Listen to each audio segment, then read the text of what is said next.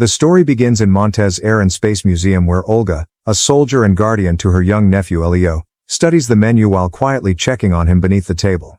Elio is still reeling from the loss of his parents, withdrawn in his grief. One of Olga's squadmates approaches her with talk about the astronaut program, but she dismisses it, feeling the subject is ill-timed. By then, Elio has already slipped away, wandering into a nearby space exhibit. Inside, he is captivated by the Voyager Golden Record, a message humanity once sent into the cosmos. As he listens, the narration explains its mission: to seek knowledge across the universe and perhaps discover life beyond Earth. Elio is entranced, pointing toward the stars when Olga finds him and pulls him back. From that moment, he becomes obsessed with the idea of extraterrestrial contact. At home, he begins sending out signals daily through a homemade transmission helmet, though no one ever answers. One night, while tinkering with his device, he encounters Bryce, a boy from his neighborhood who invites him to join the local radio club. Elio refuses but accepts a radio. Soon after, Bryce returns with his friend Caleb. When Elio finally picks up a response on his transmission, Caleb interferes playfully, sparking a fight between the boys. Olga is disappointed in her nephew's behavior and confines him to her office. Yet, Elio sneaks out and discovers scientists reporting to Major Olga. A reply has been received from the Golden Record, possibly from extraterrestrials. Olga orders caution and secrecy, but Elio secretly records his own response and transmits it, causing a temporary blackout in the facility. Back home, Olga tries steering him toward normalcy, handing him a flyer for summer camp.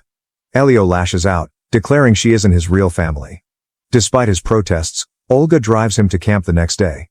There, Bryce and Caleb conspire to get back at him, sneaking out at night with friends in alien costumes to scare him. Frightened, Elio runs, only to witness a dazzling UFO descend. Time freezes for everyone but him. Bathed in light, he is pulled into the spacecraft. Inside, a being named O implants a translator in him, allowing Elio to communicate. He is transported to the Communiverse, an intergalactic council where leaders and thinkers from countless worlds gather. Mistaking his earlier message as official, the ambassadors believe Elio is Earth's leader.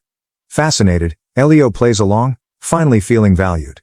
But their meeting is interrupted by Lord Grigon, a battle-hardened general who demands membership. Denied entry because of his violent nature, he storms off, threatening war. Fear spreads among the council, and Elio's role as Earth's representative is put on hold. Desperate not to return home, Elio argues that he can negotiate with Lord Grigon himself. The council reluctantly agrees, creating a clone of Elio to maintain Earth's leadership in his absence. Olga, unaware of the switch, notices her nephew acting strangely detached but dismisses it. Meanwhile, the real Elio attempts to reason with Lord Grigon, but a misunderstanding about his son enrages the general, and Elio is imprisoned. In his cell, Elio befriends a young alien named Glorden, who reveals himself to be Grigon's son.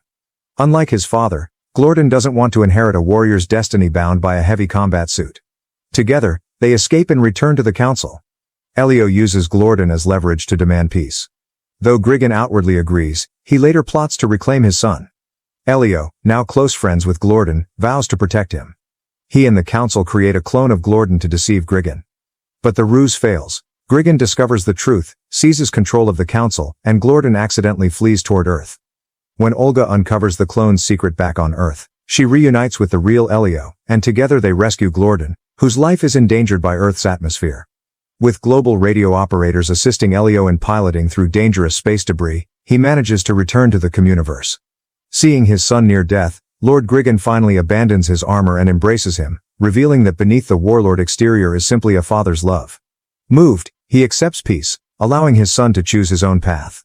The council names Elio an honorary ambassador for his bravery and selflessness.